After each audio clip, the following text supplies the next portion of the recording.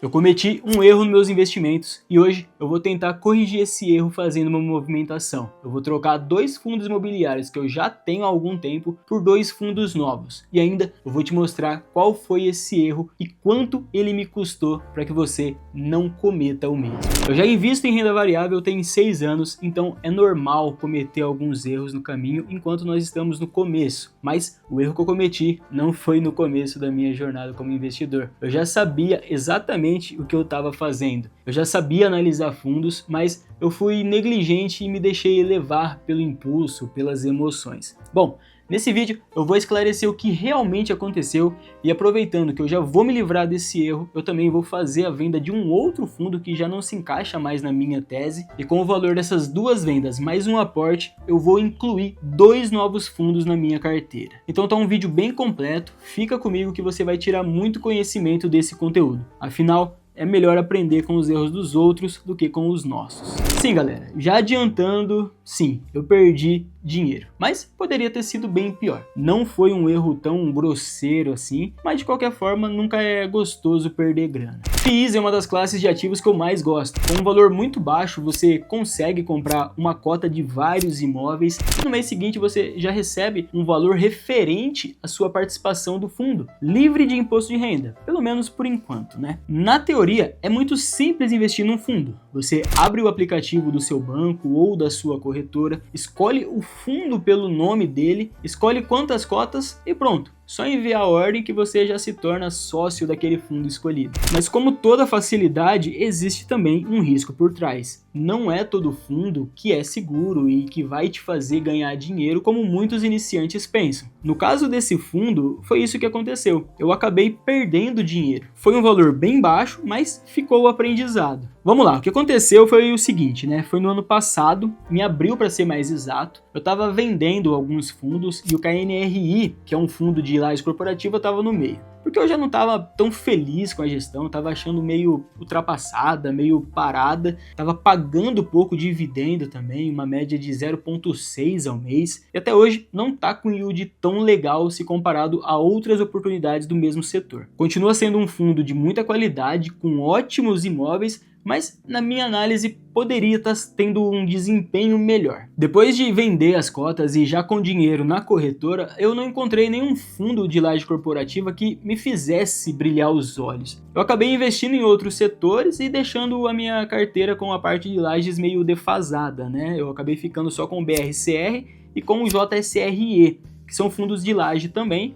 E eu sempre gosto de ter mais que 2 fundos por setor, mas como não achei nenhum interessante, eu acabei ficando só com esses 2 e investindo em outros. E no final dessa movimentação, acabou sobrando uma certa quantia ali na corretora, bem baixinha, bem pequeno mesmo, bem irrisório, e eu decidi fazer uma brincadeira, né? Então eu pensei, eu vou pegar esses R$250 e eu vou apostar no azarão do segmento. E aí eu cheguei até o CNES 11, né? Que na época estava sendo negociado a R$2,50 e o preço justo da cota era por volta de R$7. Sem analisar o fundo, sem entender o motivo daquele baita desconto, o yield já não estava muito legal, né? Mas aí eu pensei, se subir para 5 o valor da cota em um ano, eu fiz 100%, né? Esses 250 vira 500, se for pro preço justo vira 750, se for a zero eu perco só 250. Quis fazer um joguinho e confesso que acabei agindo por impulso, né? Fui inconsequente. E de lá pra cá, a cota só se desvalorizou. Teve mês que não pagou dividendo, enfim. Não foi uma boa escolha, né? Eu já sabia que não seria uma boa escolha, mas foi pior do que eu tava imaginando. Nos primeiros meses eu levei na boa, eu não me importei muito, só que chegou um momento onde todas as vezes que eu abria a minha carteira consolidada, eu via aquela porcaria lá cada vez mais desvalorizada e aí eu ficava com raiva. Todas as vezes. E isso começou a me fazer mal. Aí, menos de um ano depois, eu resolvi entender o que estava acontecendo com esse fundo e tentar tirar alguma lição por trás, né? E aí a tristeza bateu. Eu descobri que o fundo estava com dificuldades sérias, vacância altíssima e o pior de tudo foi que eu quebrei a primeira regra do bom investidor de FIIs, que eu já vou falar mais pra frente qual é. Essas questões, sendo bem sincero, eu nem olhei quando eu comprei. Eu olhei o PVP e apostei. Eu quis brincar, mas a gente sabe que dinheiro não aceita desaforo. Beleza. Erro cometido, vamos tentar resolver esse BO. Vamos dar uma olhadinha aqui, ó. Eu tenho 111 cotas desse fundo eu tô perdendo R$140 em desvalorização, meu yield on cost tá vergonhoso, tá 3,19% ao ano, sendo que o fundo tá pagando 6,65%, que já é muito baixo. Vamos dar uma olhada nas principais métricas para entender porque eu nem deveria ter entrado nessa. Primeiro, que a liquidez do fundo é extremamente baixa. Esse é o valor médio de operação por dia. O ideal é que no mínimo seja de 1 milhão e ele está com 136 mil. Ou seja, corre o risco de eu morrer com ele na carteira porque não tem ninguém interessado em comprar. E eu nem sei se eu vou conseguir vender ele hoje. Outro indicador é o P sobre VP. Galera, nada que é bom cai tanto assim. 0,16 eu nunca vi antes. Ainda mais em laje corporativa, que geralmente é um bom setor. Mas isso tem a ver com a primeira regra do bom investidor de FIIs que eu quebrei. Antes vamos dar uma olhadinha aqui no Dividend Yield, que já apresenta um comportamento que não passa no meu filtro de investimento em FIIs, que é oscilação louca de pagamentos. Se eu tivesse visto isso quando eu comprei, eu nem teria entrado. Dividendo de FIIs é para ser constante, é para ser previsível, não tem que ter emoção. No mês você ganha muito, no outro pouco. A minha profissão ela já é assim, eu não preciso que meus investimentos também sejam. Então eu fujo de FIIs que pagam dessa forma, que oscilam muito o pagamento. Aqui ó, aqui tá a primeira regra do bom investidor que eu quebrei. O fundo é monoativo. Não existe coisa mais arriscada do que um fundo com apenas um ativo no portfólio. Aliás, até existe, se o fundo, além de monoativo, for monoinquilino. Aí é loucura. Foge que pode dar errado de um mês para o outro e você perder a sua rentabilidade. A gente já investe em fundos para diversificar o máximo que conseguir para diminuir os riscos. Quando um fundo tem apenas um ativo, nem faz sentido investir nele. E olha aqui o porquê. Se a região começa a ficar ruim ou se o prédio começa a apresentar problemas, é isso que acontece. A vacância vai lá em cima, quase 60% de área vaga. É muito difícil recuperar, pode levar muito tempo ou pode nem chegar a acontecer de recuperar. E para resolver, só tem um caminho. Vamos vender essa porcaria. Lembrando que esse vídeo não é uma recomendação de compra ou venda de ativos. Eu estou mostrando o que eu faço com o meu dinheiro e use apenas as lições por trás das minhas decisões aqui. Última olhada aqui no aplicativo, eu apliquei R$ 277,50 e hoje eu estou com 132, um prejuízo de menos 51%, menos R$143. Tenho 111 cotas que nós vamos mandar embora agora. Vou clicar em negociar, vou colocar aqui a quantidade de 111 e vou clicar em vender. Ordem enviada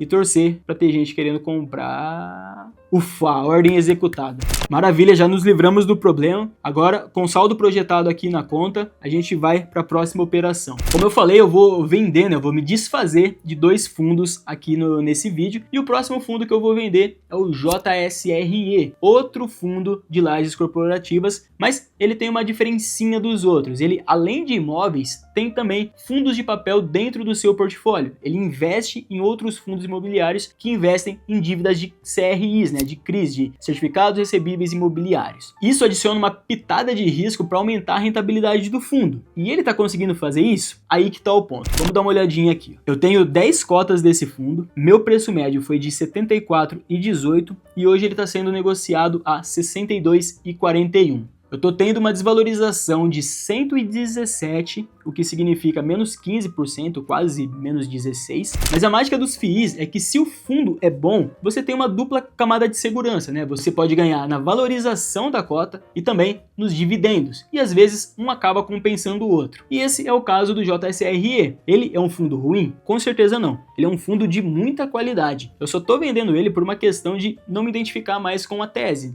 com a estratégia que os gestores estão levando esse fundo, né? Para mim, ele não faz mais sentido de estar na minha carteira. Mas isso não quer dizer, nem de longe, que ele seja um fundo sem qualidade. Na verdade, mesmo estando com as cotas desvalorizadas, eu tô ganhando dinheiro com ele. Se eu pegar todo o tempo que eu investi nele, né, eu já recebi R$191 e olhando para a desvalorização da cota, eu perdi 117. Ou seja, subtraindo um do outro, eu ainda tô tendo um pequeno lucro. Ah, Deide, mas por que você quer vender ele então, já que ele é um fundo tão bom? Vamos dar uma olhadinha nos principais indicadores aqui. Ó. Primeiro de tudo é que ele está com PVP muito descontado. Tem uma grande chance de valorização aqui, então esse não seria o motivo para eu vender, seria o motivo para eu comprar mais. Mas pensando no futuro, né, caso aumente o valor da cota, o yield vai diminuir ainda mais. Então, o momento de se posicionar e garantir esses 9,28 seria agora. Porque quando começar a correção, o yield vai cair. E isso para mim não é interessante. Ah, David, mas o fundo deve ter uma margem para aumentar esse dividendo nas próximas operações. Bom, primeiro que eu não vi nenhum plano, nos relatórios gerenciais que indiquem isso, E olhando para a fotografia de hoje, eu não vejo que isso possa acontecer, pelo menos nos próximos meses. Continuando aqui, como eu falei, ele é um ótimo fundo, tem 1,6 milhões de negociações diárias, é um fundo grande, o valor patrimonial dele é de 2,1 bilhões, e descendo aqui, a gente vê que os dividendos têm uma certa previsibilidade. Isso é um ponto extremamente positivo, como eu já falei, eu gosto dessa previsibilidade, que paga na média de 0,8, 0,7, e aqui, 48 centavos é reloginho, sem erro, eu gosto muito disso. E aqui chega o ponto que eu quero falar. Um fundo tão grande quanto o JCRE tem apenas 5 imóveis no portfólio, sendo 4 em São Paulo e 1 no Rio. Isso me agrada? Definitivamente não. São imóveis ruins? Mal localizados? Também não. Na verdade, são imóveis muito bons. Mas por que então eu quero sair desse fundo? Porque existem opções melhores, menos risco, mais diversificação, pagando melhor e ainda com espaço para valorização das cotas, ou seja, mais ganho de capital.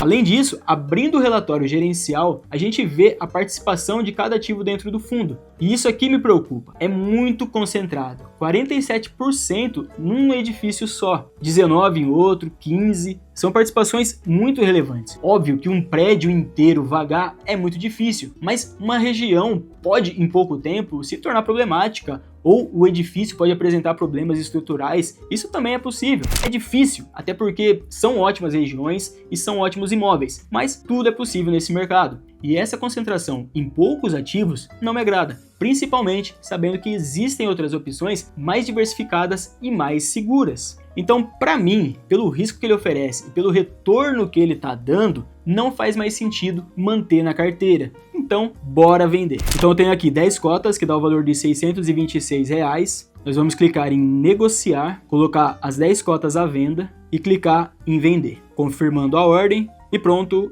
ordem executada. Já com o dinheiro na conta e com os R$ 500 que eu já mandei para a corretora, nós vamos começar as compras aqui dos nossos novos FIIs. Como os dois fundos eram de lajes corporativas, para não bagunçar a composição da minha carteira, eu vou comprar mais 2 fundos, onde um é 100% laje e o outro tem parte em lajes, mas investe em outros setores também. Então, de certa forma, eu vou manter a minha exposição no setor de lajes corporativas sem alteração, só vou aumentar a minha rentabilidade. E o primeiro é o ALZR11. Um fundo que eu sempre tive vontade de ter na carteira, mas por um bom tempo, ou ele não estava tão atrativo, ou tinha coisas mais interessantes para eu comprar. Mas agora eu julgo que ele está num bom momento de entrada. A cota dele está custando R$ 10,09, com desconto de 0,07 por cada uma. O dividend yield está de 9,68 ao ano. Para um fundo de tijolo e do mesmo segmento, está acima da média, que é 6,59. A liquidez diária está muito saudável, acima de 1,3 milhões. O valor patrimonial, que é o valor total dos ativos do fundo, menos seus passivos, está de 1,3 bilhões, ou seja, é um fundo grande. O histórico de dividendos é consistente, se a gente pegar a janela de 5 anos, dá para ver que é uma distribuição bem saudável. E aqui é o que eu mais gosto do fundo, ele é bem diversificado, tem 19 ativos em São Paulo, 3 no Rio e 1 no Rio Grande do Sul. Dá para aumentar em outros estados, mas isso aqui não me preocupa não. Com uma cota só, a gente consegue se expor a 23 ativos, Globo Rio, Coca-Cola, Decathlon,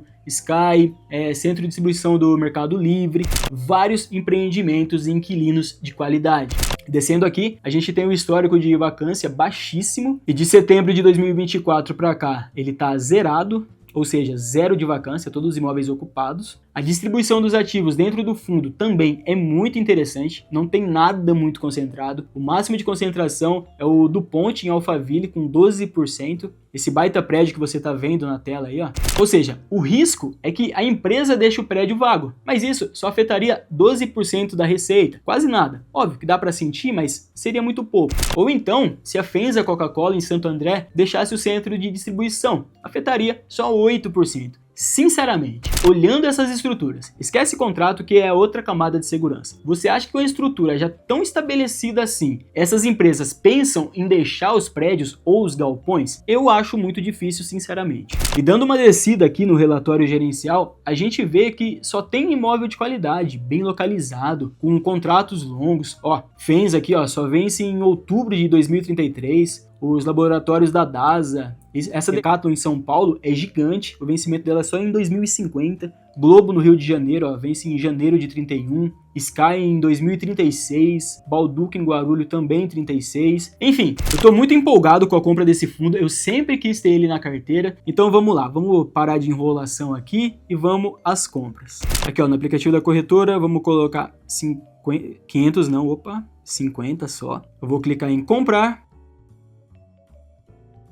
e pronto, nossa ordem foi enviada e executada a R$ 499,50. Feito, agora nós temos 50 cotas do ALZR11 na nossa carteira. Bora para o próximo fundo, que é o FATN11, FATN11. Ele é um fundo menor que o ALZR e que outros de laje corporativa, mas eu vi muita qualidade na gestão e também nos imóveis dentro dele, além de que é uma estratégia que eu não tenho dentro da carteira, que eu já vou falar qual que é. Diferente do ALZR, ele não é um fundo base 10, ou seja, as cotas não são negociadas próximo a R$10, e sim próximo a 100. Ele é um fundo base 100. Na prática, isso não muda muita coisa, só impacta na liquidez, né? É muito mais fácil as pessoas comprarem fundos que custam por volta de R$10 do que de 100, mas isso não torna o fundo nem melhor e nem pior. Sua cota hoje está 81,60, está com yield de 12,04 para um fundo exclusivamente de lajes corporativas, está bem alto. A média do setor é de 4,93 ao ano, está com um super desconto de quase 20%. Olhando uma janela de 5 anos, a gente vê que teve uma grande queda no valor da cota e agora ele está nesse vale de baixa. Chegou a bater 98,79 e hoje está 81,60. Se ele for um fundo bom, que a gente vai analisar agora, ele pode ser uma boa oportunidade. A liquidez diária dele está muito boa também, R$2 milhões negociados por dia. Para um fundo desse tamanho, tá ótimo. Ele é do setor de lajes corporativas, que é o que a gente está buscando mesmo. E tem um valor patrimonial de 454 milhões. Não é um fundo tão grande se comparado a outros fundos na casa dos bi. E vendo os dividendos, nós vemos que ele é bem constante na distribuição, sem grandes emoções, e puxando a janela de 5 anos, dá para ver que houve uma crescente no longo dos meses, mas isso se dá pela relação da desvalorização da cota. Quando o valor da cota cai, automaticamente o yield sobe, sem necessariamente mexer no valor da distribuição. Se a gente pega o valor em reais da distribuição, nós vemos que é bem constante, com baixa oscilação. Até 2023 teve uma crescente, né? Depois estabilizou. Eu particularmente prefiro um dividendo mais estável do que com um crescimento sem sustentabilidade. Mas aqui eu acredito que foi por conta da vacância que veio diminuindo também.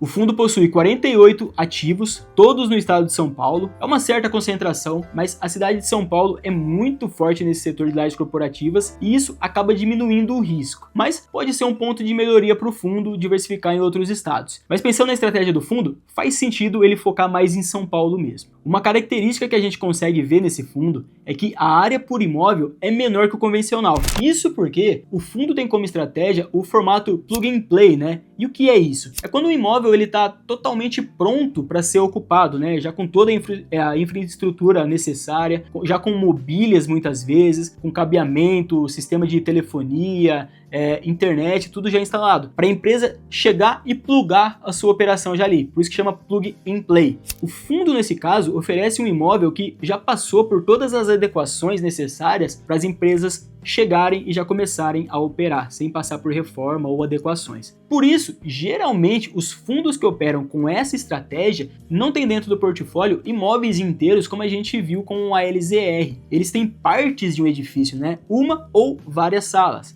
Esse tipo de estratégia é focado em empresas de pequeno e médio porte. E geralmente, os contratos são de menor duração, mas com aluguel percentualmente maior. Eu acredito que seja uma ótima estratégia ter na carteira um fundo como esse, que não fica brigando por inquilinos grandes como Coca-Cola, Mercado Livre, Amazon, e foca em inquilinos menores, que com seus pequenos e médios negócios fazem a economia girar mais rápido também. Porque tem uma operação mais enxuta, uma operação menor, e precisam desses espaços menores. Eu não vejo um sendo melhor que o outro, mas sim como estratégias complementares dentro de um mesmo setor. E já que são complementares, faz sentido ter eles numa mesma carteira. Já que eu não tenho até esse momento um fundo com essas características, é mais diversificação para minha estratégia. E voltando aqui, ele tem 48 salas muito bem localizadas na cidade de São Paulo, então dificilmente esses imóveis ficarão desalugados, mas mesmo assim a gente vai dar uma olhadinha aqui no histórico de vacância. Nos últimos 12 meses, o fundo apresentou apenas em 2 meses uma vacância de 12,21%. No setor, uma média saudável é abaixo de 15%, então tá dentro aqui do esperado. Se a gente pega o ano de 2023, o histórico é melhor ainda. Em 2024 não passou de 4,5, ou seja, são ótimos imóveis em ótimas regiões, então dificilmente eles vão ficar vagos. Olhando os imóveis, um dos escritórios que estava em reforma acabou de ser concluído, ou seja, já está pronto para alugar. E esse é um ponto bem importante do FATIM 11. Ele tem como parte da estratégia o modelo de retrofit, né? Que é quando você adquire um espaço um pouco mais antigo ou meio desatualizado e faz uma reforma que muda a estrutura dele, né? Deixa ele bem mais moderno, mais seguro. No fim das contas, quando uma empresa busca um espaço para operar, esse detalhe faz muita diferença. Muitas pessoas optam por espaços mais modernos do que espaços mais antigos. E por isso que a vacância desse fundo é muito baixa. Um ponto de atenção é o vencimento dos contratos. Esse ano aqui, 4% dos contratos vencem. Ano que vem tem mais 13%. Isso significa que os imóveis vão ficar vagos assim que os contratos vencerem? Não necessariamente. Os próprios inquilinos atuais podem renovar por mais tempo ou, se decidirem sair, mesmo que o imóvel fique vago, por ser salas modernas e em bons pontos da cidade, dificilmente vão ficar vagos por muito tempo. Mas sim, é um ponto de atenção.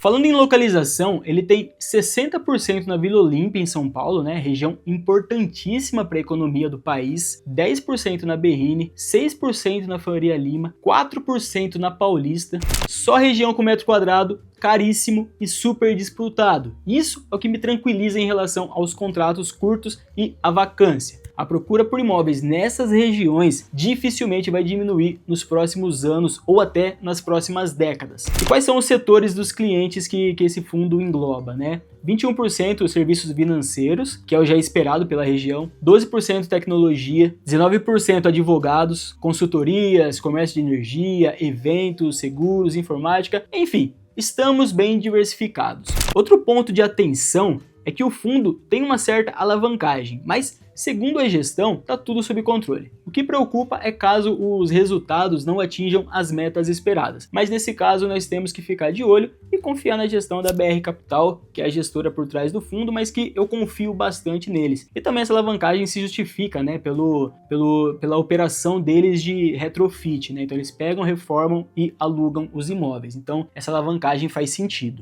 E aqui uma olhadinha nos imóveis do fundo, todos reformados, bem bonitos, né, bem apresentáveis, com cara de moderno. E esses aqui são os edifícios que as salas do fundo estão, né?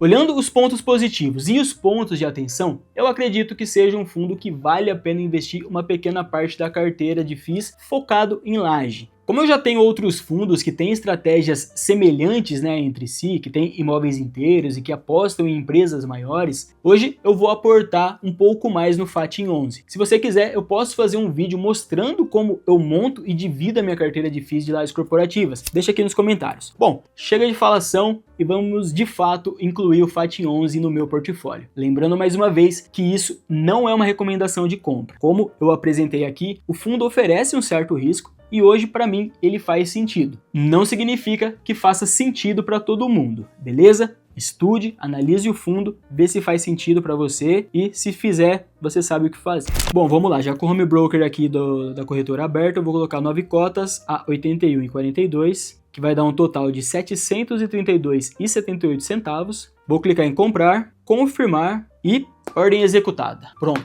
Somos donos de 9 cotas do fundo FATIM 11 e aos poucos eu vou aumentando minha participação nele na carteira. Com essa movimentação, eu tirei o CNES e o JSRE da carteira e coloquei o FATIM e o ALZR. Acho que sim, são dois fundos com melhor qualidade, com mais diversificação e que se alinham hoje com a minha tese de investimento. Eu acredito que com essas escolhas, no longo prazo, a minha carteira vai ter um resultado superior, vai ser mais saudável também. Tem essa pitadinha de risco do FATIM 11, mas eu confio na gestão da BR Capital e da minha parte é um risco controlado também. Eu não vou entrar com os dois pés e colocar tanta grana assim, embora eu esteja meio apaixonado pelo fundo, mas como a gente sabe, não devemos agir com a emoção e sim com a razão. E no curto prazo, o resultado que eu consigo já ver no próximo mês é que eu saí de um yield on cost do CNES de 3,19 e do JSRE de 7,76 para 12,10 do FATIM e 9,68 do ALZR. Resumindo, eu vou receber mais dividendos, mais dinheiro para reinvestir e aumentar o efeito bola de neve.